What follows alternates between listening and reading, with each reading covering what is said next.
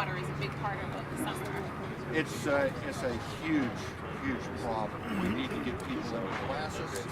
We need to get them to wear their life jackets on every outing the entire time they're underway. This is a major project to national assessment.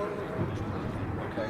And now, are you guys hoping that by providing the life jackets for free, that'll encourage people to consider putting them on, since they won't have to go out and buy them or whatever? I think most people will. Ready to go? You ready to go? Are they ready to go? Yeah, they're all lined up. We have free hot dogs courtesy of Cito. We have snow cones for the kids today and the big kids from Towboat US. We have plenty of games behind me for the kids. All the kids will, well, it looks like most of the adults will too, win a prize. We have several displays for you to look at today. The life jacket display, which is directly behind me. There's several other displays on the table. Please take advantage of the displays. The information booth, of course, you can sign up today for a great giveaway of free boating classes, which will save the average family of three about $100 each. So please stop by the information table if you will, sign up and get on with a raffle ticket, and we'll have the raffle immediately after the ceremony today. If you own a boat and your child does not have a life jacket or one that needs to be fitted properly, please go to the life jacket table, the information booth there. We have approximately 30 life jacket child sizes to give away today. We have ones that fit. If your child has one that does not fit properly, we will show you how to fit the life jacket properly. If anyone here has a donation of the life jacket you'd like to turn in, please leave it at the life jacket information table, please.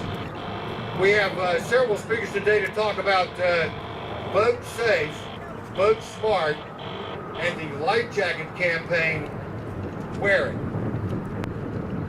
Our biggest concern is that you and your children are safe on the water.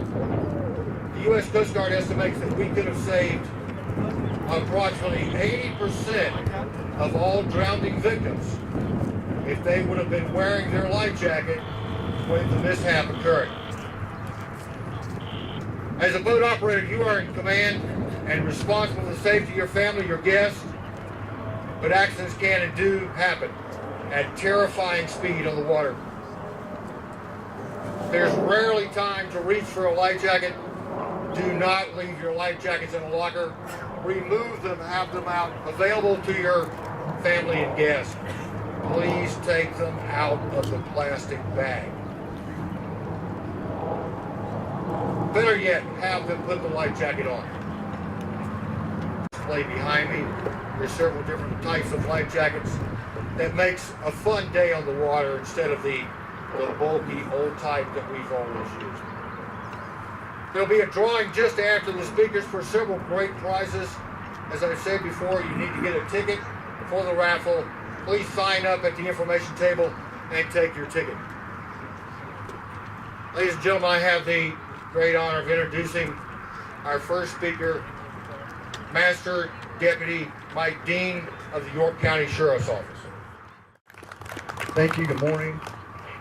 Just to reemphasize some of the things that's been covered here so far today, boating safety is vitally important.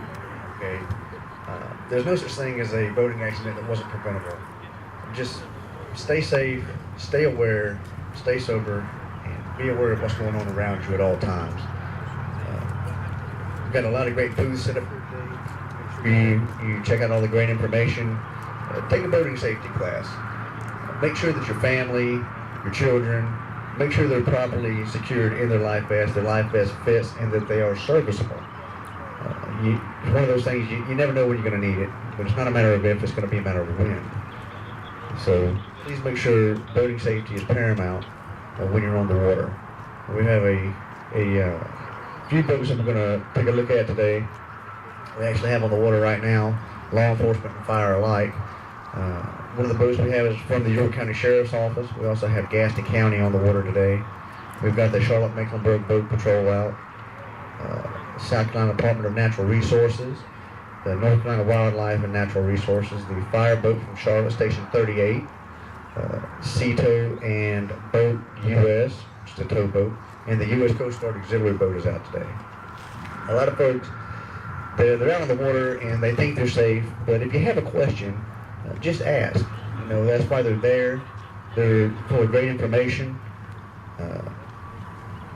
No question is a bad question. If you have a question, just ask. Okay, any law enforcement, any fire boat you see on the water, they're more than happy to help out. Folks, that's why they're there. So what we're going to do here in just a second is we're going to have a boat display set up for you to take a look at, and hopefully you enjoy it. Once again, make sure you check out all the booths, get you a hot dog, and be safe, stay sober on the water, and be aware of your surroundings. Thank you. Direct your attention offshore. You'll see all of our vessels are going to light their blue lights, sound their sirens, and the Station 38 fireboat will spray water.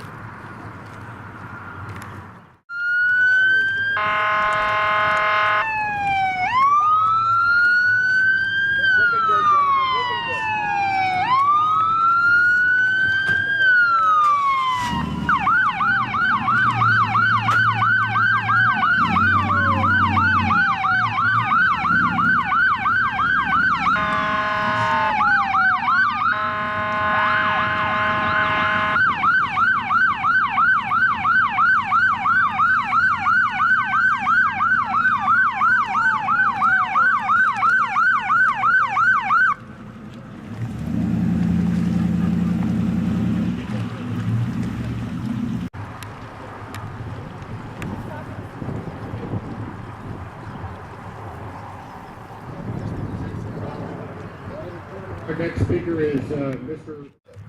I said, John, you did a great job. And then he said he did it by committee, which is even as good as him ordering it. But this is a great day. This is a great cause. I want to thank the York County Sheriff's Department, DNR, all the law enforcement officials who make things safer for us. And, you know, the thing that John mentioned, training children, boat safety, how good is that? You can't get better than that. And we're just fortunate to have this lake in York County that we can form so many memories, particularly with our young people. So thank you for what you're doing. We appreciate all the effort and look forward to supporting y'all in every way we can. Thank you so much. Speaker K, the Honorable George Shepard. Good morning. Thank you for allowing me to be here and represent the citizens of TUK, which, by the way, if you don't know already, is the safest city in the state of South Carolina.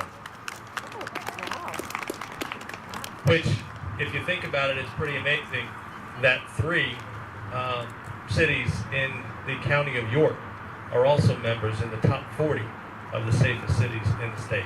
So that's really good as well. This lake is beautiful. I love the lake. Unfortunately, I am also a landlubber. I really don't put my feet in the lake too much. Thank you, Mayor. Our next speaker is the South Carolina Department of Natural Resources, Mr. Jason Clemens.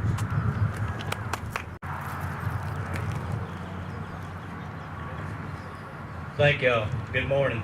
I'm First Sergeant Jason Clemens with South Carolina Department of Natural Resources. And on behalf of SCDNR, I would like to thank y'all for being here today.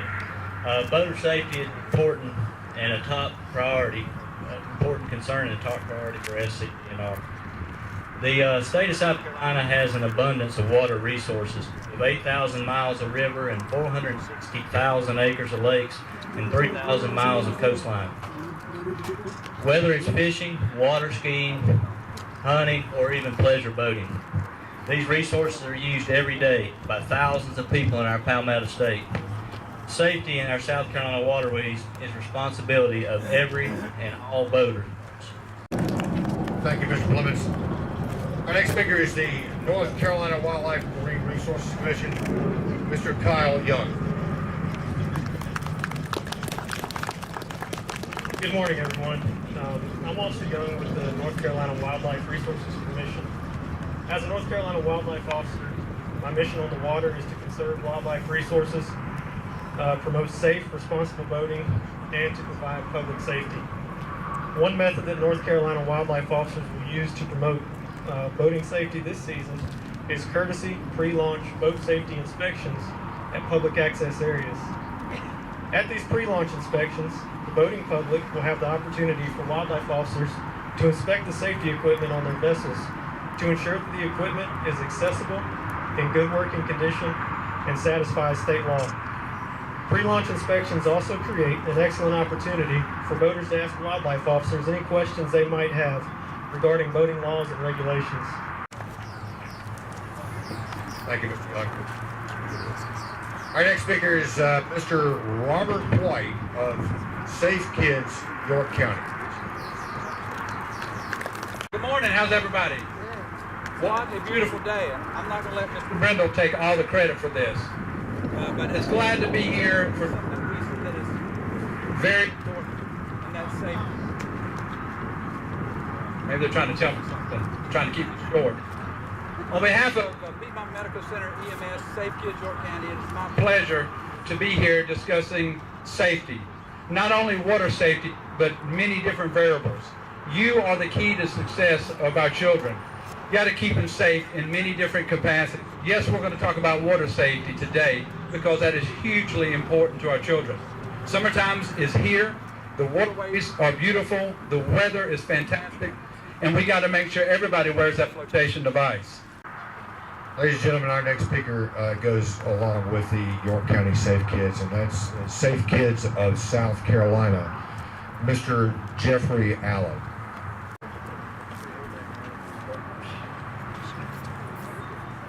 Hey, good morning. Says good afternoon, but I'm going to say good morning. How's that? I am Jeff Allen. I'm the fire marshal in the Irmo Fire District just outside of Columbia.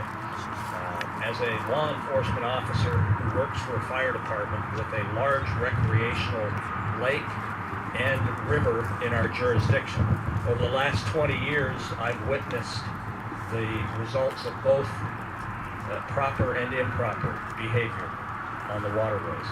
So this is very personal for us, no question about that. It's a pleasure and an honor to be among the public and private entities working together today for boating safety. I also serve on the board of directors with Children's Trust of South Carolina. Children's Trust is the state focal point for preventing child abuse, neglect, and unintentional injury in our states. Unintentional injury that we're working to prevent through today's effort. And you may not realize it, but Safe Kids South Carolina is a part of Children's Trust South Carolina. So it is my pleasure to represent Children's Trust and Safe Kids South Carolina today. We're very proud to support boater safety through the life jacket loaner boards all over the state, and we're really pleased, very happy and proud to work with Robert and Safe Kids York, one of the local programs. They work very hard to help secure the sponsors for these boards. So Children's Trust and Safe Kids, proud to be here, honored to be here, and we thank you very much, everyone, for all of your efforts. Thank you, Mr. Allen. We're going to have the unveiling of a loaner board here just in a few minutes. And the next speaker that we have is very intimately involved in this program because he was directly involved with the loss of his family members. I'm not going to steal his thunder or speak for him. Our next speaker is Mr. Craig Keese of the Brian and Nathan Keese Water Safety Organization. Can you hear me? Yes. It's going to be a long talk. About 50 pages here, and we're going to go through it letter by letter. I'm going to cut this. A lot of you have already gone over the stats, and I've got a page of stats, so I'm not going to cover them except a few key ones. Let me tell you a little bit about myself. I went back to school on March 27th, 2010. I went back to school as a result of an accident. I got a call at 10 o'clock at night. My son's best friend said there's been an accident. And here's what happened. your son and grandson they were fishing in a 14-foot John boat, 12 horsepower motor, on Lake Stockton, one of the most wide open lakes, some dangerous lakes in the country in north central Missouri. I had talked to him 2 days because he was going to go up there. They were in the crappie season. Well, the day I talked to him, it was weather like this. He and his grandson went up there, spent the night, camped out in the tent, get up the next morning, begin to get a little windy and cold, about 32 degrees temperature. So they waited it out till about 10:30, got in the boat. A storm came through, and they brought in all the guns, the helicopters and the sonar boats, and of course the people searching the woods and so forth. They found the boat about 2 miles directly across the lake. It had been blown across the lake upside down, and them nowhere to be seen. 2 days after that, we concluded, after all the searching, that they were in a different place, and decided to make plans for services. Everybody ready?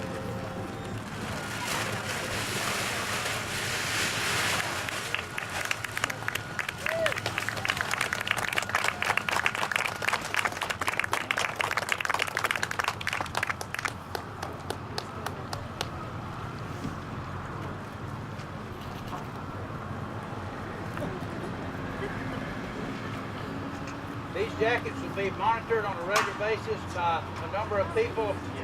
There'll be different sizes. There's some here for infants, there's some here for adults.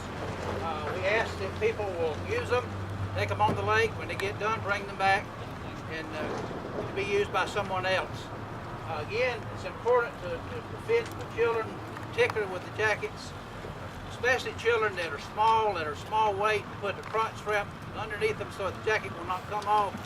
I want to thank all the donors of these jackets. We're actually, York Safe Kids is going to take these jackets and have their name placed on the back of them. And that's not because we're afraid somebody might take them, although there will be some folks that will take them and not bring them back.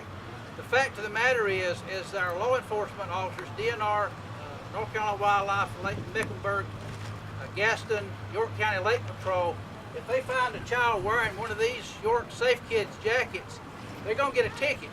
The ticket's going to be for an ice cream cone. So there's a reason behind that. And we also are using the lettering on the back so we can kind of get some idea of jackets' use on the lake. And that'll help us continue to try to expand the program. So that's really important. There'll be about 10 or 12, maybe 15 life jackets. This is one of the busiest access areas on Lake Wylie. So we'll have more jackets here than we have maybe at some other sites simply because of use. Yes, again, I want to thank you for all our community partners that you see here, because without those people, we would not be able to do what you're doing here, because without a doubt, I've been a paramedic for a long time. The injuries and the deaths that have occurred are preventable. The vast majority, if not all of them, are preventable. This is just one area of prevention that we can use together. To Mr. Keese and his family, thank you guys for your advocacy. Thank you for taking the next step. Sometimes we take tragedy to do the right thing, and here Mr. Keese and his family has suffered. Getting the opportunity to share some private moments with Mr. Keese, thank you. As a parent, as a grandparent, thank you very much for what you're doing, because this may save my family member at one time. I want you to be engaged in your community. If it's in North Carolina, South Carolina, it doesn't matter. Get involved, do something, make a difference in a child's life. They are 100% of our future. We have to do something about that. We got to make sure that they do the right things, make the right choices, wear that personal flotation device anytime they're in and around the water, especially on boatings. When they go swimming, if they wear a PFD, make sure you have adult supervision.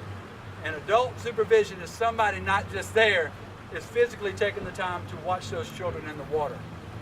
So without any further ado, I want to please come up here, take a look at the board, and feel free to meet Mr. Keese and his family. Thank you, guys. Also, I want to just make sure on the back of the board, There's actually proclamations from both North Carolina and South Carolina governors, as well as some of the local mayors and county officials. So that's proclamations providing support for this program that we're launching today.